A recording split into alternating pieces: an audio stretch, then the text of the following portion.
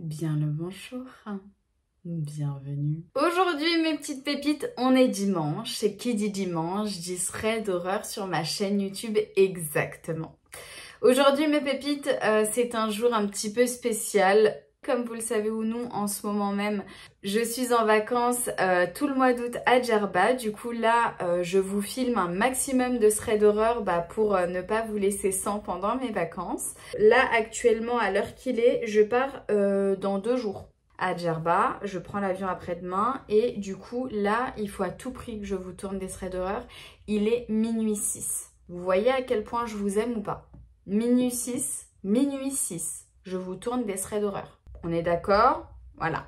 Sur ce, mes pépites, comme d'habitude, je vous ai choisi 3 histoires que vous m'avez gentiment envoyées sur l'adresse mail qui s'affiche à l'écran cam.témoignage@gmail.com. On perd pas une seule seconde de plus et c'est parti pour la première histoire.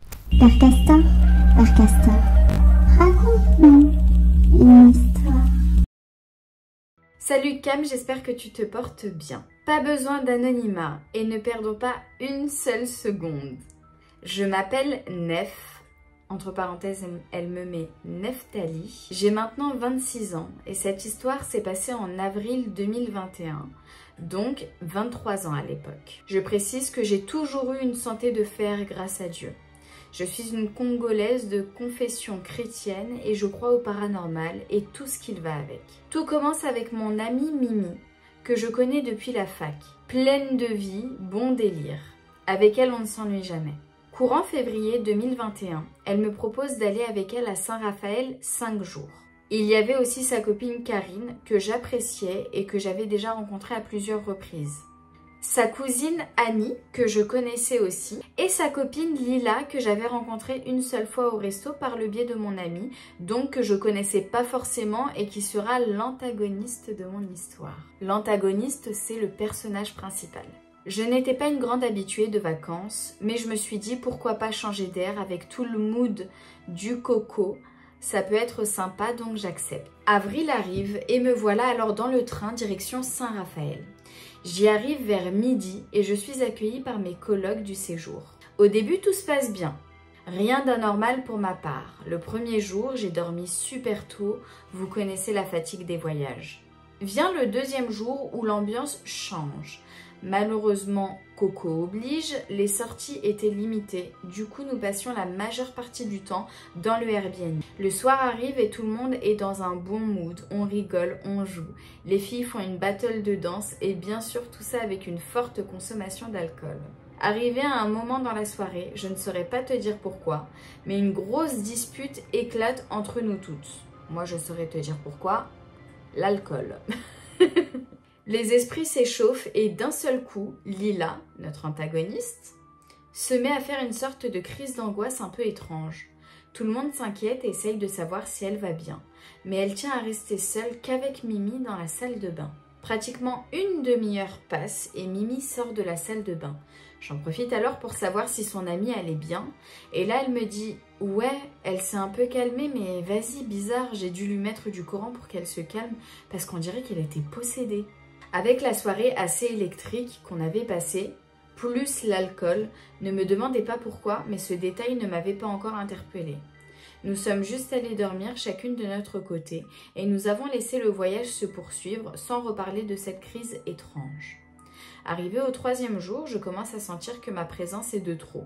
Messe basse que Karine venait me rapporter, Lila qui se plaint de moi sans cesse chez Mimi pour des raisons puériles.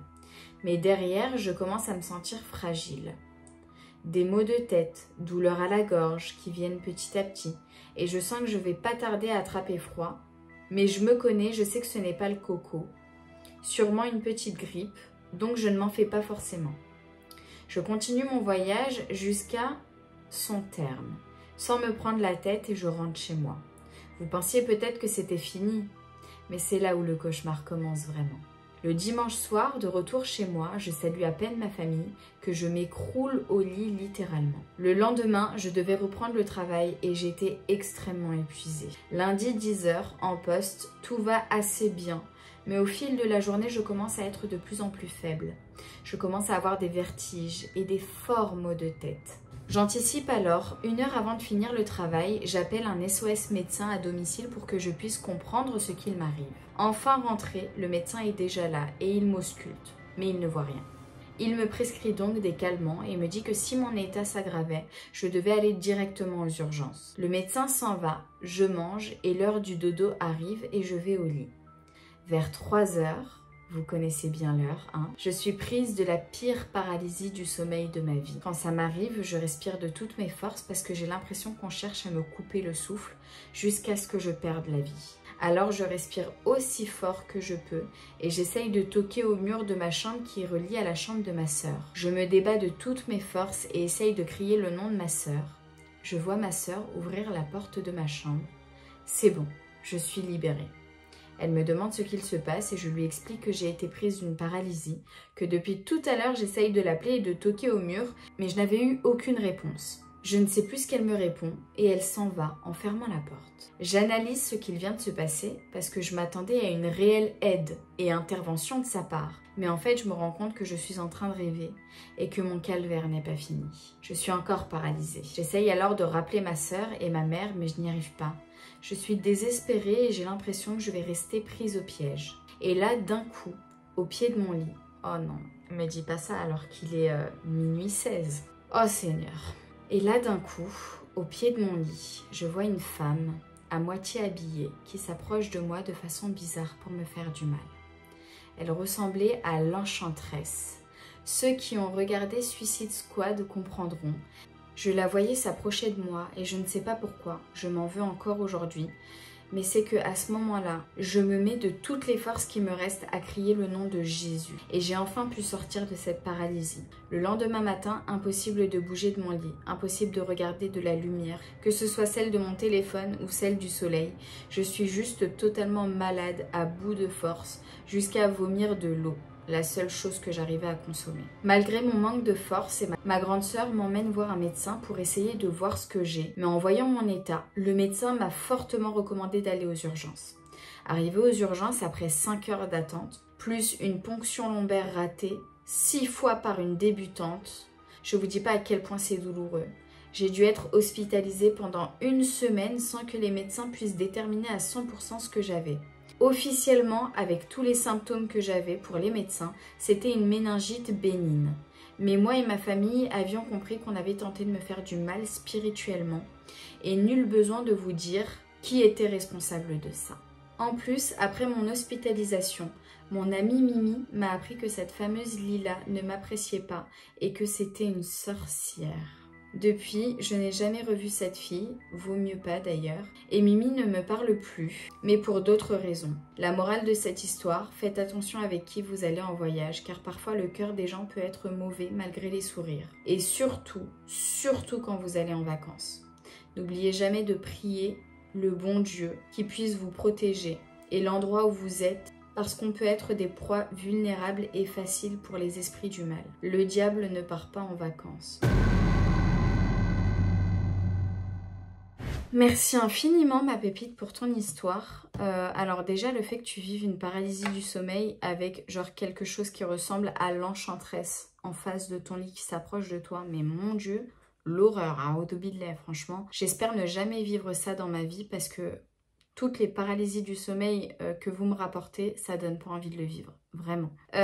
Deuxième chose, franchement c'est chaud si elle t'a fait du mal à ce point-là, mais juste parce qu'elle ne t'apprécie pas.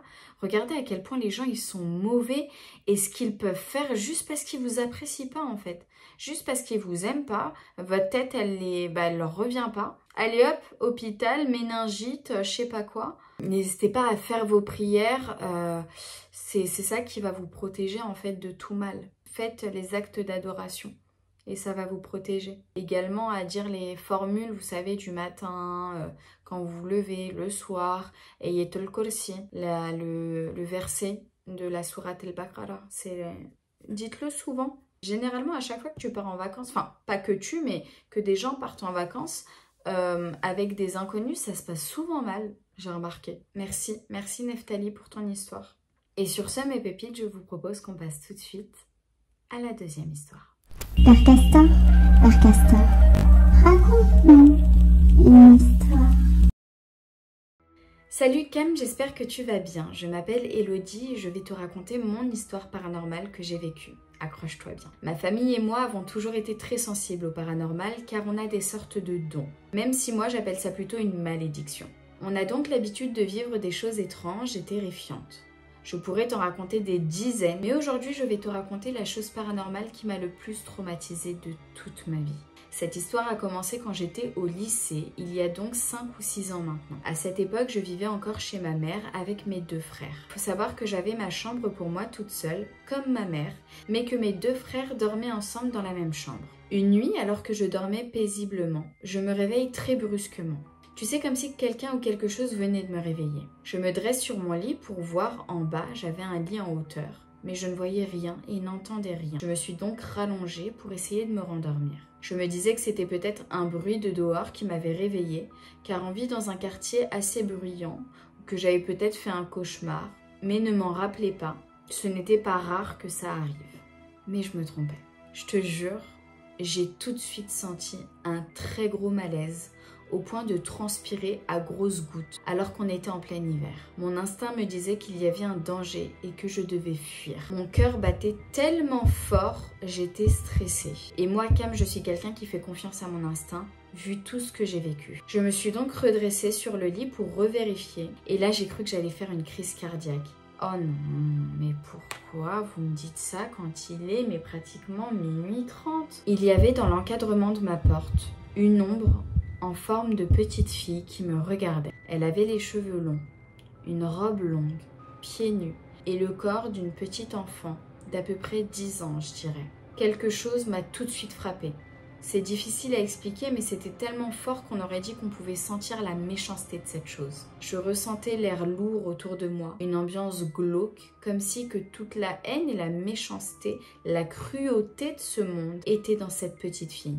Je ne sais pas si tu vois ce que je veux dire. Je vois très bien ce que tu veux dire. Bref, mon instinct me disait qu'elle me voulait du mal. J'ai donc tout de suite bougé pour prendre l'échelle et sortir de mon lit pour fuir. Mais je fus violemment recouchée sur mon lit. En un clin d'œil, elle était au-dessus de moi à 10 cm de mon visage. Elle me tenait fort les poignets pour m'empêcher de bouger. Et même si c'était une ombre sans visage, je comprenais qu'elle était en train de rire. Elle se moquait de moi parce que j'avais peur. Le pire, Cam, c'est qu'elle m'avait rendue muette par je ne sais quelle sorcellerie, mais je ne pouvais plus crier. Et elle avait tellement de force que je n'arrivais pas à me défendre. Par contre, je pouvais pleurer, et j'ai pleuré toutes les larmes de mon corps. Et plus je pleurais, et plus elle riait de moi. Après plusieurs secondes, qui parurent une éternité, elle disparut d'un coup et je fus libérée de son emprise. Je me suis tout de suite dépêchée de sortir de mon lit et j'ai couru voir ma mère qui était déjà à la cuisine car elle n'arrivait pas à dormir et faisait des cauchemars. Il était environ 6 h du matin. Elle m'a vue en larmes et a tout de suite compris qu'il s'était passé quelque chose. Alors je m'apprêtais à lui raconter ce qui s'était passé. Mais là, mes 2 frères nous ont interrompus et en ont parlé en premier. Je fus tellement choquée de ce qu'ils ont raconté. Tu vas comprendre. Mon petit frère nous a expliqué qu'il avait vu une ombre en forme de petite fille rentrer dans leur chambre et a entendu mon grand frère lui parler.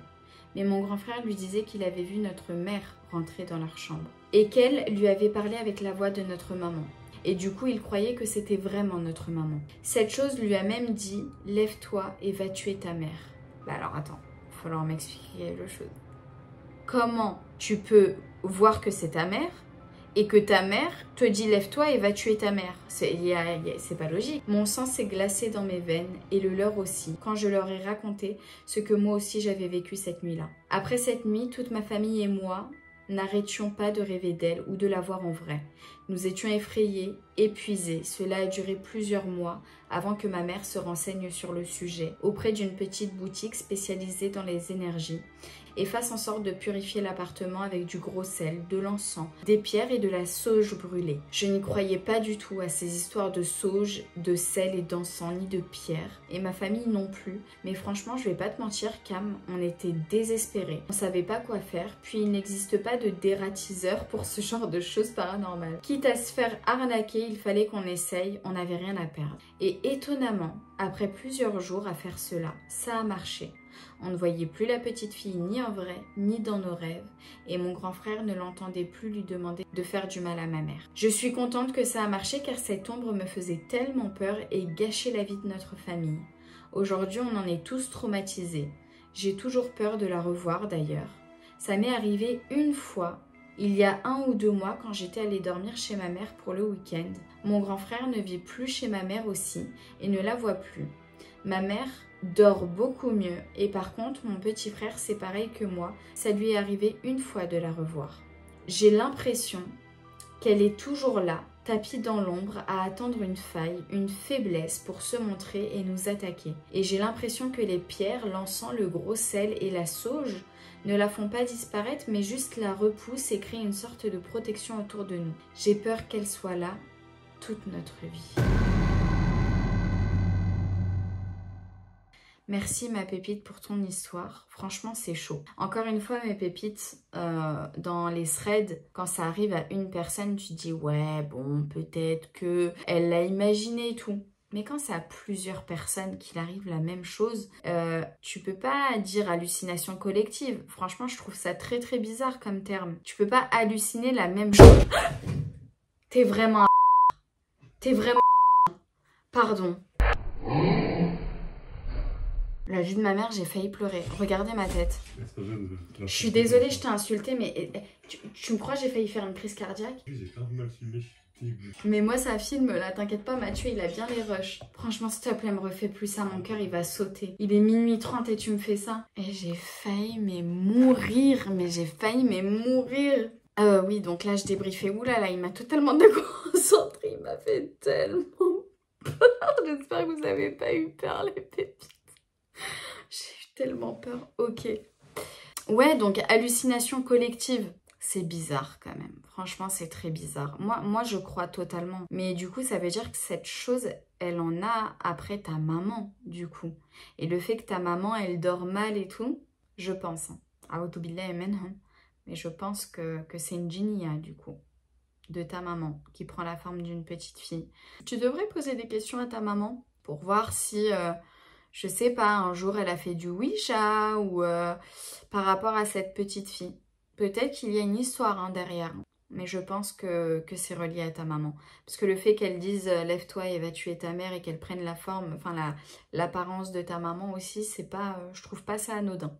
Dites-moi en commentaire ce que vous en pensez, mes pépites. Comme d'habitude, ça se trouve que j'ai loupé un petit détail que vous avez remarqué. Tu vois, n'hésitez pas vraiment à débriefer avec moi sur les histoires. Des fois, quand je réécoute les histoires, je me dis, mais pourquoi t'as pas parlé de ça?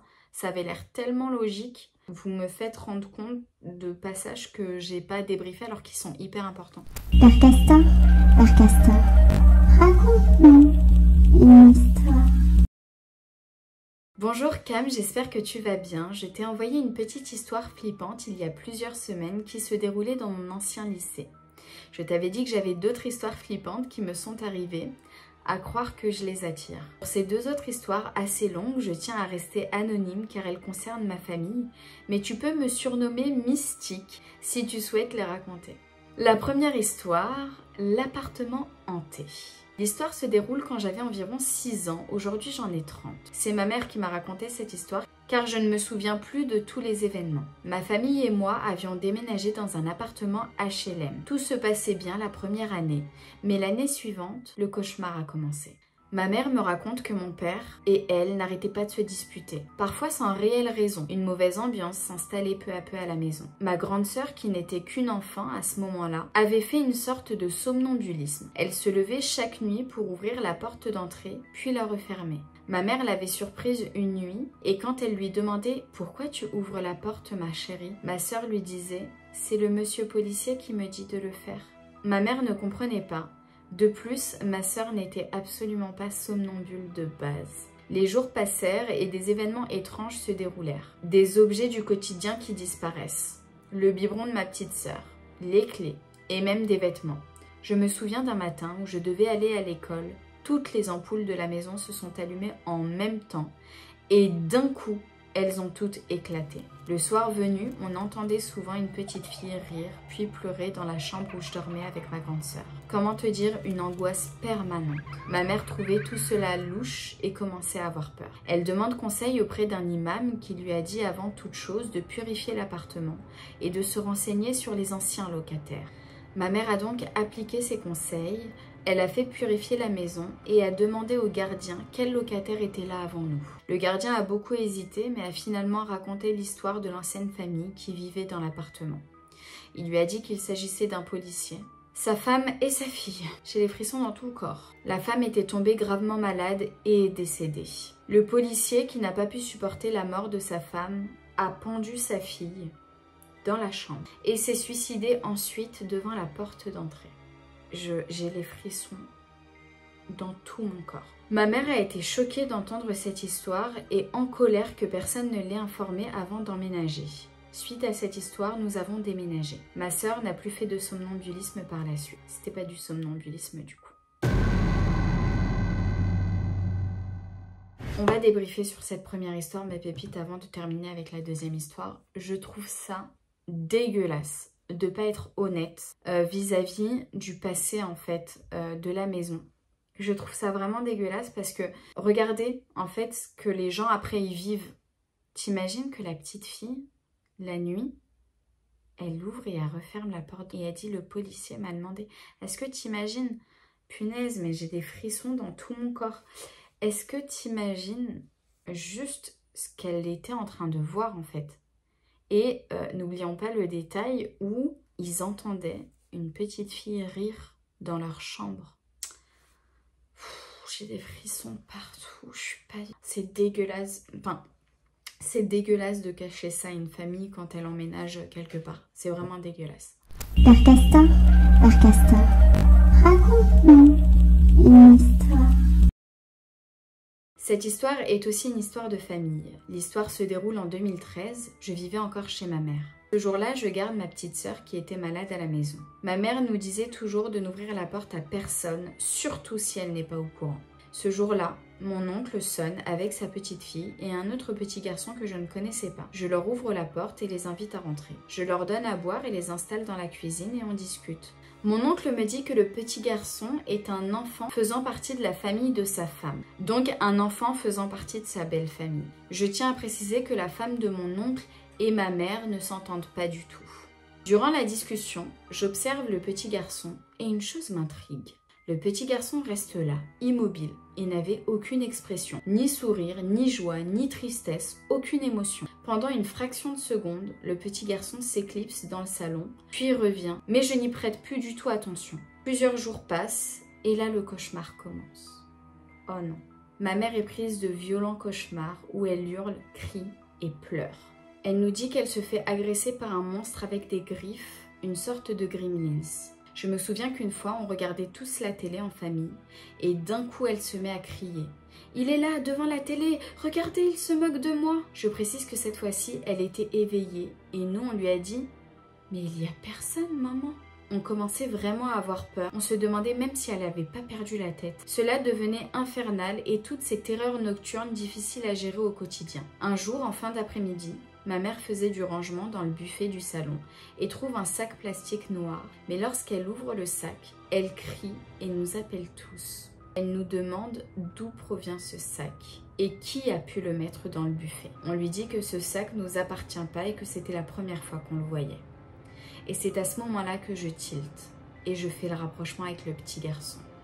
Et j'explique à ma mère que mon oncle, donc son frère, est passé il y a quelques jours avec un petit garçon de la famille de sa femme. Et là, ma mère nous montre avec horreur ce qu'il y a dans le sac. Un morceau de journal du bled écrit en arabe avec une patte de lapin coupée. Des petits mots écrits en arabe, une grosse mèche de cheveux et des dents humains. Il y avait du sang dessus. Ma mère est directement allée voir l'imam de la mosquée et lui raconte. L'imam pense qu'une personne lui a jeté un sort pour qu'elle devienne folle et s'isole de ses enfants. Il lui dit de se débarrasser de ce sac sans rien toucher et de réciter une prière et de verser de l'urine dessus, que cela pourrait annuler le sort qui a été jeté contre elle. Finalement, cela a bien fonctionné. Elle ne fait plus de cauchemars et ne voit plus le monstre. Malgré tout, ma mère pense que son frère, mon oncle, ne doit même pas être au courant de cette histoire car lui-même doit être aveuglé par sa femme diabolique. La sorcellerie est un acte très grave et diabolique. Je pense que seules les personnes qui ont pu en être victimes peuvent y croire. En espérant que ces histoires vous ont plu, et j'en ai d'autres, tu pourrais halluciner. On en veut d'autres. Clairement, ma pépite, tes histoires, c'est terrible. On en veut d'autres. Vraiment, on en veut d'autres. Merci infiniment de prendre le temps de nous raconter tes histoires. C'est ouf. Vous vous rendez compte, mes pépites? Une patte de lapin, des dents d'humain avec du sang. Ça, qu'Allah nous en préserve, qu'Allah nous protège encore une fois de ces gens, mais immondes, atroces. Mais c'est horrible, une mèche de cheveux, juste pour faire de la sorcellerie. Mais pourquoi? Mais laissez les gens vivre. Déjà, en fait, la vie, elle est déjà dure comme ça. Pourquoi vous rajoutez de la sorcellerie comme ça? Immonde, surtout que la sorcellerie, vraiment, c'est direction l'enfer, en fait. C'est direction l'enfer. Vous avez pas peur? Enfin, je dis vous, mais ces gens-là, ils ont pas peur. Juste parce qu'ils veulent quoi? Ils veulent voir souffrir. Mais t'inquiète pas, la vie, elle nous fait déjà souffrir. Hein. Perdre des proches, on souffre. Il y a des choses qui nous arrivent, on souffre. Il y a pas la peine de faire de la sorcellerie aux gens. La vie, elle est déjà difficile comme ça, tu vois. Ouah, je suis choquée, mes pépites. Mais vraiment, mais... qu'Allah nous protège de ces gens-là. Qu'Allah nous préserve du mal d'autrui, en fait. Qu'Allah nous préserve, nous protège du mal. Oh là là, dites-moi en commentaire ce que vous en avez pensé, mes pépites. Franchement, c'est atroce. Vraiment, c'est atroce. Et s'il vous plaît, mettez en commentaire, parce qu'il y a une pépite qui m'a envoyé un DM ce matin et qui m'a troublée. Elle m'a appelée. En plus, c'est une pépite qui a plus de 200 000 abonnés sur Instagram, donc une pépite connue, tu vois. Elle m'a envoyé un DM. Il y avait tellement de détresse dans sa voix. Mais t'as peur, vraiment t'as peur. Jusqu'à elle était en pleurs. Elle m'a demandé de l'aide. Elle cherche une personne qui peut l'exorciser. Je connais pas, en fait, moi l'imam qui m'a exorcisé ne pratique absolument plus. Donc je ne connais pas d'autres contacts. Donc si vous avez un contact, vous connaissez une personne qui pratique en fait des ruqya, qui exorcise en fait les gens, n'hésitez pas à mettre les contacts ou alors à m'envoyer le contact en DM si vous voulez pas exposer en fait le contact comme ça, à m'envoyer le contact en DM que moi je puisse lui transmettre. Voilà. J'espère que ce serait d'horreur vous a plu, mes pépites. N'hésitez pas comme d'habitude à me dire quelle histoire vous a le plus fait peur. Moi, je dirais... L'Enchanteresse a été pas mal, tu vois. Mais je pense que la petite fille avec le papa et tout qui a mis fin à ses jours, le policier, ouais.